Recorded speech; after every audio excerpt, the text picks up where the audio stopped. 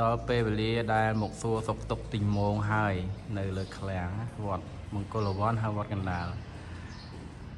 ចំពោះកន្លែងដាក់ទីងងវត្តកណ្ដាលខ្ញុំអត់ដែលបានបង្ហាញទេណាលើកទី1ដែលខ្ញុំថតបង្ហាញបងប្អូនមិនឃើញហើយនេះគឺក្បាលនាងចិន្តាមនីយកចេញមកដើម្បី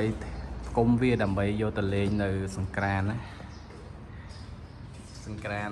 ផ្សារទំនើប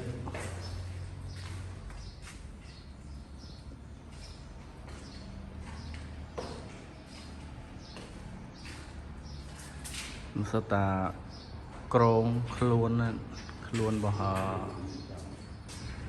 យ៉ាផ្សេងទៀតចឹងនេះកូនយ៉ាក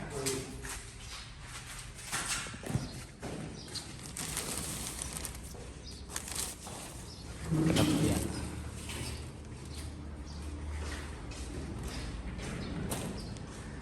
ធំខ្លះមានខ្មោចស៊ីបដាហើយ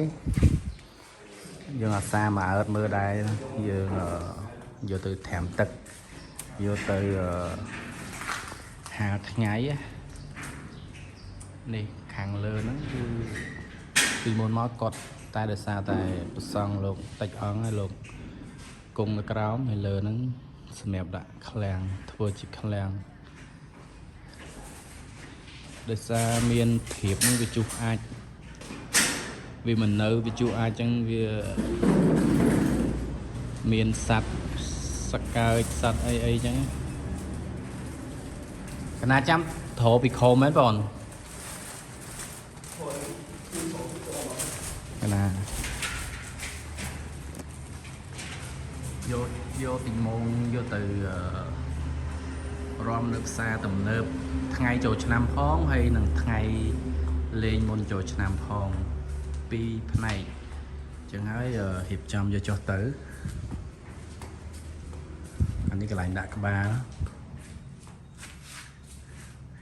រួចពីដង្ហែគឺយើងដកក្បាលទុកចឹងណាតដល់ពេលដល់រដូវកាលបើយើងយកចេញយើងខ្លុំបេរុំអីចឹងទៅឲ្យវា